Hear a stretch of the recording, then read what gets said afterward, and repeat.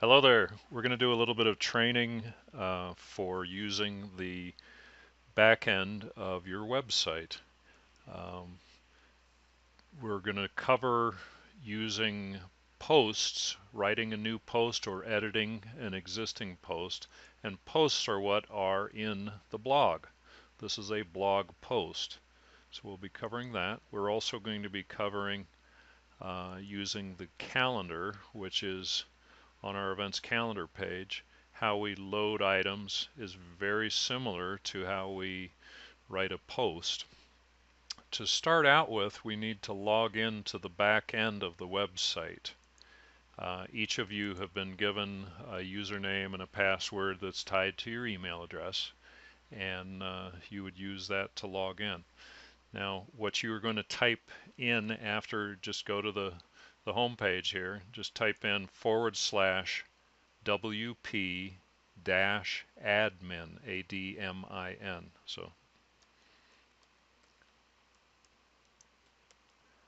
So WP-admin, and it'll take you to this screen, which is the login screen. Now I'm going to, as I said, log in as Gloria with her username and password. So you will see similar screen. Your screen will look just like this, except it will say howdy, whoever you are. So once you're logged in, this is the back end of the website. And I'm going to bring up the front end of the website again. This is the dashboard. From here, you've got menu items down the side here. We're going to be concentrating on posts and on my calendar. To start with, I wanted to talk about what the front end looks like now that we're logged in. Notice the new bar up top that has a very similar look to what the back end looks like, that top bar. That enables you to do some things if you're on that front end again. I like to have a front end of the site open just to take a look at things rather than go back and forth on a post or a page or anything I'm working on the back end. Saves me a little bit of time. Now under posts, to add a new blog post, we would click add new, which we'll do. And this is what is a basic editor within WordPress. On our online training meeting, I referenced, and I have previously referenced, that WordPress is just about to bring out a new interface that looks different than this. You won't need to worry about that. I've added a plugin to where this editor will be what you will continue using for the next couple of years at least. So with a new post, we need to add a title, and then this section is more or less like a simple word processor section. You've got some very basic formatting abilities within this editor, and it's similar to what is called a WYSIWYG type editor. It's a what you see is what you get. It isn't as powerful as a word processor, and what I would suggest to you is, if you were going to write a post, to maybe write it in a simple notepad on Windows or the similar type program on a Mac that is just a simple editor. It may save you time. You're also welcome to type and edit right in WordPress. Best practice would be to copy and paste some content into WordPress. Let's build a new post. So we're going to call this sample blog post. And I'm going to go out here and just grab a sentence or two that we'll use for copying, and just I'm going to paste it in here a couple of times so that we have some content to use. Okay.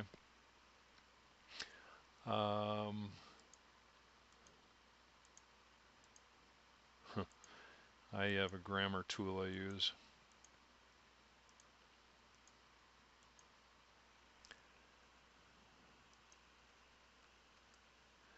Now, this simple editing feature that we have available within WordPress, You could add bulleted items, bulleted lists, that type of thing. I'll just demonstrate quickly if you wanted to do something like that. My suggestion as far as editing within WordPress or editing outside in a simple editor revolves around if you use a larger Word type word processor, Microsoft Word, etc. You may be adding code if you copy and paste from Word. I would suggest not trying to do a lot of formatting within or outside of WordPress itself. Do your formatting right in here if you need to. Now we've added this text. We may want to add a picture, and let me show you how to do that. We're going to add media. Media is a portion of the website. These are all pictures that are currently on the website. Let me blow this one out and we'll add it again. I'll show you how to do that. We're going to upload a new file, and this file is from your computer. So if you take a picture with your phone, or you take several pictures of an event with your phone, remember what we covered on the online training that we did. We want to make those files smaller, not only in file size. A newer phone's going to have a larger format picture oftentimes, or photo, that might be 3 to 5 megabytes in size. They're also 3,000 plus pixels by 2,000 plus pixels, which is just way too large for use on the website or on the web, period. So you'll want to do any kind of photo editing prior to uploading. But we're going to be uploading from your computer. So you'd come down here. If we're loading a new image, we're on the upload files, we select a file, and then you'd go to wherever that is stored on your computer. I've got this picture loaded on my desktop. I'm just going to go and grab it there. And now it's loading it up. Now it's part of our media library, and I can insert it into the post. The next thing we need to do after uploading the file is just to click on Insert into Post. And there it is. Now, for this sample post, I want to talk about what we do once a photo is inserted. A good thing to do with blog posts is probably to make it right aligned. And this picture is, you know, it's suitable size-wise. It could be a little bit smaller, and we'll go back in and edit that in a minute. It's just a sample. So we're finished with whatever we want to do. Our copy is in here, our picture's where we want it. If we wanted to align it to the right and have the article go around on the left, that'd be fine. You know, doing it in the center, you're going to bump everything down. I would suggest to you that right alignment for blog posts is a good way to do it. Not the only way to do it, but it's a good way to do it. So now what's next? We need to publish this, and it's going to take this blog post live. So let's go back over to the live site, and we'll go to blog. This is the current first blog post. There's the other 4 or 5 that are there are in order, but this is where our new blog post, this is the first current, the current first blog post. We're going to go back over here on the back end and click publish. We're done with loading our new post. We want to publish it. So now it has been taken live. And instead of viewing it here and going back and forth from administrative to the front end, I'm going to just use the second tab again, and I'm going to refresh the page. So now our first blog post, when you click blog, our first blog post is our new sample blog post. And see, the image is appropriate for the size of screen I'm on right now. It's not bad. A smaller size screen, let's make this something I can show you. This is what's called responsive build. A smaller size screen like a phone, that's about the size of a phone. You see how it is going to alter how it looks. It's still visible. Text is still usable. Here's our header, and this is our menu, of course. And then as we go up in size, it changes because it's built on what is called responsive build. So Now let's say we want to make that picture just a little smaller, or we need to edit some text here, okay? We want to change this one sentence, just remove this one, shooters are encouraged to bring sentence, or 2 sentences. I'm going to go back over here. Let's say you find that you need to make an edit after you've posted it and you've logged off and you need to come back in. How do you do that? Well, under posts, you just click on this all posts and it lists all of the posts that are on the site. Once you get a lot more blog posts, you may need to sort. You can search, or you can sort differently by clicking on date or the title, that type of thing. We know it's the sample blog post, so just click on it. We're going to edit this now. That brings us up just like we were when we made it new. Notice the change in the button is now update. It's not publish, it's already been published. But we want to remove these 2 sentences. Let's just take those out, highlighting and deleting. And I want to make this picture a little bit smaller. Just click on the picture and then click on this pencil icon. And you can see there's alignment features here again. But what we're interested in is the size. And we're going to make a custom size. And I'm going to go down to 300 and watch what happens to the height section. It automatically reduces the height because it keeps the ratio size in place. So we went down to 300 by 244. I'm going to go update. Notice the picture's smaller. I'm going to go update over here. That has updated the post, and let's see what happens. There's our existing. I'll refresh. Now our sentences are taken out and the picture's smaller. So real easy to use. Now, similar to posts, using the calendar, you come down under My Calendar. It has an interface that you will immediately recognize: event title and body or copy area. There are some other features in the calendar build, however. We're adding a new event. On the menu here, we want to add a new event. If we have to go back in and adjust an event or edit an event, we would go to Manage Events. And I'm going to click on that just to show you what's there. I'm going to delete this because we're going to add it again.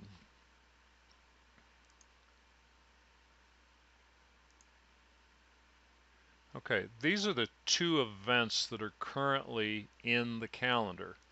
Let's go over and take a look at the calendar. Now we have the Tuesday shotgun trap and Saturday shotgun trap. Notice these are 10 a.m. because of the winter months. If you click on what is highlighted for a given day or multiple items on a given day, we can add a description, and that's part of what we build when we add an event. I'm going to just copy this because we're going to reuse it, and I'm going to show you how to add a new event.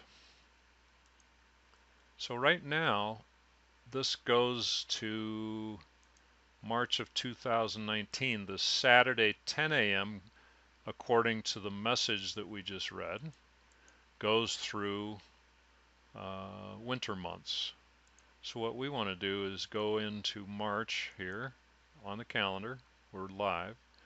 And notice that this ends the 23rd, I think, is when spring begins. You can edit this as need be, but this is what we're going to use for a sample for this training video. So the 23rd on, I'm guessing, would be summer hours. So that's what we're going to set up. Now, that's the back end. If we needed to edit a given event that we've already added, we'd go in and edit one of these. And it works the same way as when we add a new one. How you change things around, you're going to learn in adding a new event. Let's go to add a new event. Advertisement will close. And let's put shotgun trap is already listed there because it's been used before, so that's just fine. We can use that again. I'm going to paste that same information that we have on the Tuesdays and the winter Saturday listings, but this is where everything else changes. So this whole interface is just like the other editor, but we have additional features in the calendar build. And this is where we need to add the date and the time. And then if it's something that repeats, like the shotgun trap, we'll be adding some repetition to it. So starting on March 2019, on the 23rd, from 9 a.m. And if it goes an hour, you could put to 10. I'm just going to leave 9 a.m. And that's all I need to add here. If you have a full day event, if you need to hide the end time, if you need to add an end date, if it's a multiple day event, you have a multiple day shoot, you could set it up that way here. If it's a one-day event and it starts at 9 and ends at 2, just plug it in here and you'll be taken care of. Since we're after a repetition or a repeat event, I'm going to plug in just 32 times every one, and I'm going to select week. Okay. So what I've done is from March 23rd, 2019, we're going to run this 9 a.m. for 32 more times every week. Okay. And that's all we need to do. So content here, if you want to describe what the calendar event is, that helps whoever's visiting the calendar. Keep in mind that that's your members as well as anyone from the public that might be looking at the website. And then we're going to publish it, similar to the publish in a post that was up on this side. The publish is down here. Now let's go take a look at the calendar. So that's been added. While we're here, before going to look at the calendar live, just under manage events, now we have that added. If we need to go in and change something on it, we just click on that. It brings up everything we were just at in that editor window again. We'd make the changes and save it again. So simple, pretty easy peasy as far as editing goes. Adding or editing are very much the same. So here's the live calendar again. Let's refresh it. Notice the 23rd on doesn't have anything. And let's see if it'll stay on March. And it does. Now from the 23rd on, we've got the 9 a.m. times. Now you may need to change that. How many months that runs? 32 weeks. You're looking into the through part of the summer, through most of the summer maybe. Anyway, that gives you a good idea of how that calendar works. So now you're done working for the day within WordPress or for the hours you've been putting in. You need to make sure and log out. Okay, so easy way to do that is just come up here. You've got a log out link, and this is going to complete the training. As we log out, what it does is releases. You don't want to stay logged in and then close your browser down. You want to log out and be done with the session. And you'll get this screen again where if you needed to, you can log back in right away, but you're getting confirmation that you are logged out. So you want to look for that. Now, if you have any other questions on how to change pages or update maybe the rules, range rules or bylaws, something like that, if you need some assistance with that, just let me know and I'll take care of it for you. Thanks very much.